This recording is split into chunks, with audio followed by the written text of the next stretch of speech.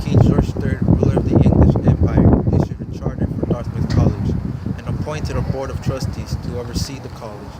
Then, in 1815, John Welcock, president of the college, was removed from duty after 40 years of service in the college and after an issue with the board of trustees. Apparently, there was a dispute between the board and John Welcock, and he went to the governor of New Hampshire, William Plummer, to convince him to replace all the members of the board of trustees with elected board members. Governor Plummer liked this idea and made this happen. So what did the original trustees do when it kicked off their high horse? Sue. The original board of trustees failed in their lawsuit, but appealed to the Supreme Court, claiming that Dartmouth College is a private school, and the actions that the governor was taking part in are only applicable to public schools, not private schools like Dartmouth. Therefore, their claim was that the governor's actions were unconstitutional.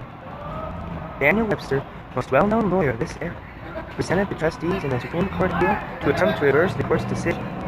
He presented part of the Constitution that clearly stated what was to be done about this case. Was a gunner. He graduates from Dartmouth College and jumps right into politics as a lawyer. Then, a congressman from New Hampshire. This was a guy that was essentially the exact form of success people believed in when they thought of the land of opportunity. From zero to hero, so to speak. Section 10, Article 1, Clause 1. No state shall enter into any treaty, alliance, or confederation, grant letters of marque or reprisal, coin money, emit bills of credit, make anything but gold and silver coin a tender in payment of debts, pass any bill of attainder, ex post facto law, or law impairing the obligation of contracts, or grant any title of nobility of the federal constitution prohibits states from altering the obligations of contract. The part of the article that holds that no state can impair the obligation of contracts applied to charters, so the governor's actions were in fact unconstitutional. This, in addition, results in protecting businesses from a majority of government influence. From a 5-to-1 difference, the Supreme Court sided with Mr. Weber. The state is clearly violate the amendment, and it's illegal to do that. I'm really happy that everything turned out here today for you. I was really happy to represent you, and I really hope that the government does not do this to you at all ever again, because the school has already ruled you can't do this to us. So they have no grounds to at all repeat what has already been accomplished today. The fact that the government cannot put their mess into private affairs.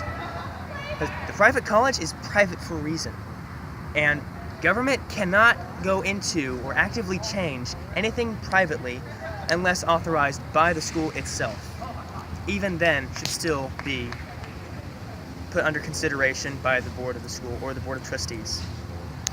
Plymouth Rock, Boston, and Jamestown are all accurate representations of the true America, the something from nothing.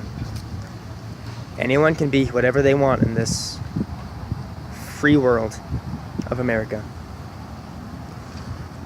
And the most important thing about being a free American are ensuring rights. Religious freedom, freedom of speech, right to bear arms are all parts of these things.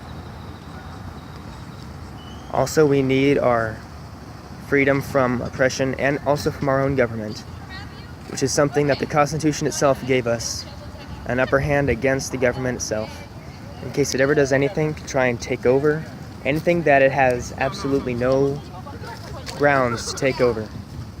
we are able to say you're not allowed to do that.